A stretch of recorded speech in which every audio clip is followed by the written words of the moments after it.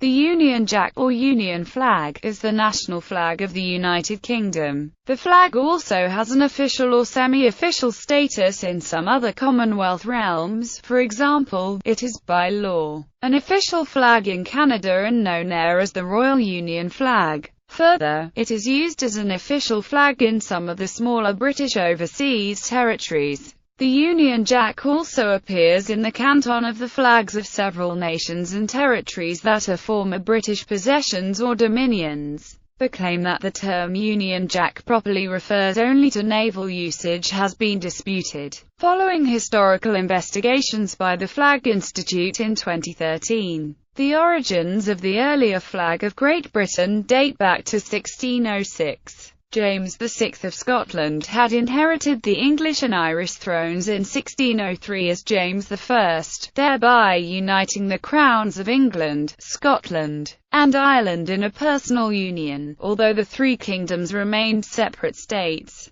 On 12 April 1606, a new flag to represent this regal union between England and Scotland was specified in a royal decree, according to which the flag of England and the flag of Scotland would be joined together, forming the flag of England and Scotland for maritime purposes. King James also began to refer to a Kingdom of Great Britain, although the union remained a personal one. The present design of the Union flag dates from a royal proclamation following the union of Great Britain and Ireland in 1801. The flag combines aspects of three older national flags: the Red Cross of St. George of the Kingdom of England, the White Saltire of St. Andrew for Scotland, and the Red Saltire of St. Patrick to represent Ireland. Notably, the home country of Wales is not represented separately in the Union Jack, being only indirectly represented through the flag of England representing the former Kingdom of England. Terminology.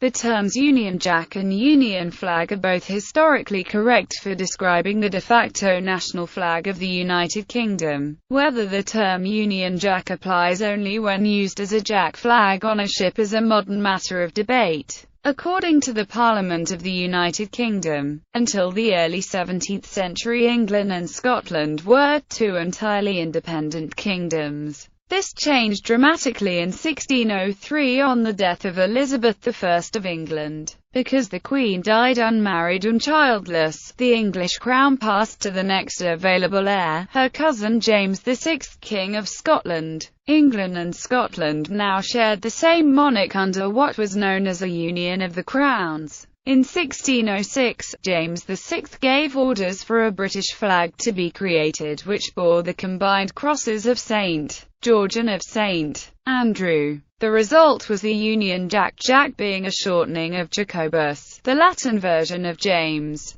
According to the Flag Institute, a membership-run vexillological charity, the national flag of the United Kingdom, the Crown dependencies and overseas territories is the Union flag, which may also be called the Union Jack. The Institute also notes, it is often stated that the Union flag should only be described as the Union Jack when flown in the bows of a warship.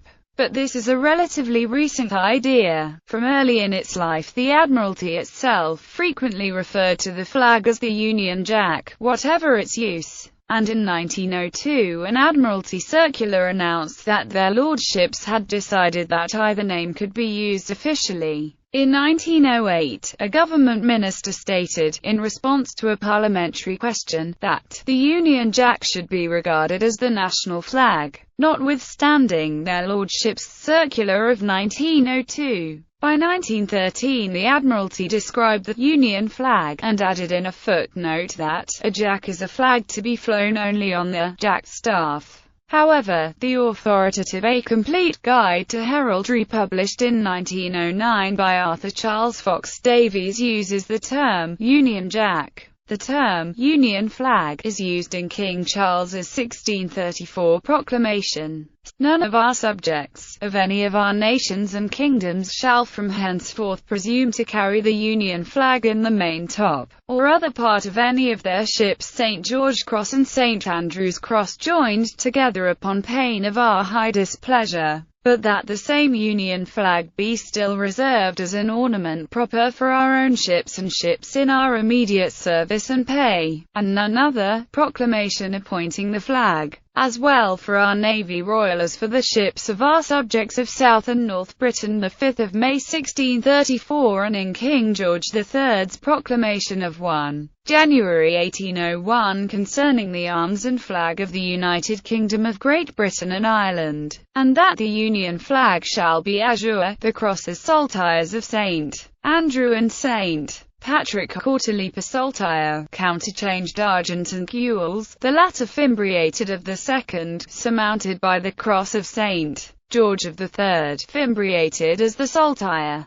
A proclamation declaring His Majesty's pleasure concerning the royal style and titles appertaining to the imperial crown of the United Kingdom of Great Britain and Ireland, and its dependencies, and also the ensigns, armorial flags, and banners thereof, when the first flag representing Britain was introduced on the proclamation of King James I in 1606. It became known simply as the British flag, or the flag of Britain. The royal proclamation gave no distinctive name to the new flag. The word Jack was in use before 1600 to describe the maritime bow flag. By 1627 a small Union Jack was commonly flown in this position. One theory goes that for some years it would have been called just the Jack or Jack flag, or the King's Jack, but by 1674, while formerly referred to as His Majesty's Jack, it was commonly called the Union Jack, and this was officially acknowledged. Amongst the proclamations issued by King George III at the time of the Union of 1801 was a proclamation concerning flags at sea, which repeatedly referred to ensigns, flags, jacks, and pendants, and forbade merchant vessels from wearing our Jack, commonly called the Union Jack, nor any pendants or colours used by the King's ships, reinforcing the distinction the King's proclamation of the same day concerning the arms and flag of the United Kingdom called the new flag, the Union flag. The size and power of the Royal Navy internationally at the time could also explain why the flag was named the Union Jack, considering the Navy was so widely utilized and renowned by the United Kingdom and colonies. It is possible that the term Jack occurred because of its regular use on all British ships using the Jack staff. The term Union Jack possibly dates from Queen Anne's time, but its origin is uncertain. It may come from the Jackie of the English or Scottish soldiers, or from the name of James I, who originated the first Union in 1603. Even if the term Union Jack does derive from the Jack flag, after 3 centuries, it is now sanctioned by use and has appeared in official use,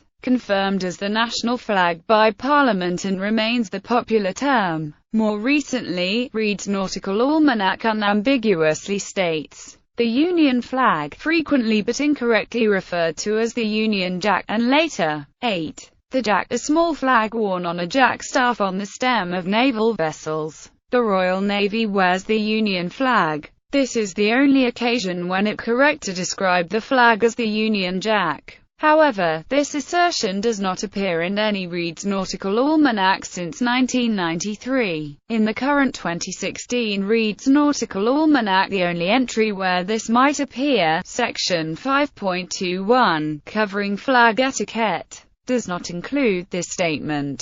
Within the almanac, neither the Union flag or the Union Jack are included pictorially or mentioned by name. For comparison with another Anglophone country with a large navy, the Jack of the United States specifically refers to the flag flown from the jack staff of a warship, auxiliary or other U.S. governmental entity. Design. Specification: the Union Jack is normally twice as long as it is tall, a ratio of 1 to 2. In the United Kingdom, land flags are normally a ratio of 3 to 5. The Union Jack can also be made in this shape, but is 1 to 2 for most purposes. In 2008, MP Andrew Rosendale proposed a 10-minute rule bill to standardize the design of the flag at 3 to 5, but the bill did not proceed past the first reading. Flags that have the Union Jack in the canton should always be 1 to 2 to preserve the square fly area. The three-component crosses that make up the Union flag are sized as follows. The red St. George's cross width is 1/5 of the flag's height with a 1/15 flag height fimbriation. The white diagonal St. Andrew's cross width is 1/15 of the flag's height and the broader white diagonal's width is 1/10 of the flag's height. The red diagonal St. Patrick's cross width is 1/15 of the flag's height and the narrow white diagonal's width is 1/30 of the flag's height. Another way of looking at it is that the white diagonal St. Andrew's cross and the red diagonal St. Patrick's cross sit side by side along the center lines of the diagonals. They each have a width of 1/15 of the flag's height with a 1/30th flag height fimbriation. The crosses are slightly pinwheeled with St. Andrew's cross leading in the clockwise direction. The center lines of the diagonals must meet in the center. The three crosses retain their thickness whether they are shown with a ratio of 3 to 5 or 1 to 2 colors. The color specifications for the colors Union Jack blue, Union flag red and white are. Flying the flag does not have reflection symmetry due to the slight pinwheeling of the St. Patrick's and St. Andrew's crosses. Technically the counterchange of saltires. Thus, there is a right side up. The original specification of the Union flag in the Royal Proclamation of 1 January 1801 did not contain a drawn pattern or express which way the saltires should lie. They were simply counterchanged, and the red saltire fimbriated. Nevertheless, a convention was soon established which accords most closely with the description. When statically displayed, the hoist is on the observer's left. To fly the flag correctly, the white of St. Andrew is above the red of St. Patrick in the upper hoist canton. This is expressed by the phrases wide white top and broad side up. The first drawn pattern for the flag was in a parallel proclamation on 1 January 1801, concerning civil naval ensigns, which drawing shows the red ensign. As it appears in the London Gazette, the broad stripe is where expected for 3 of the 4 quarters, but the upper left quarter shows the broad stripe below. It is often stated that a flag upside down is a form of distress signal or even a deliberate insult. In the case of the Union Jack, the difference is subtle and is easily missed by the uninformed. It is often displayed upside down inadvertently, even on commercially made hand-waving flags.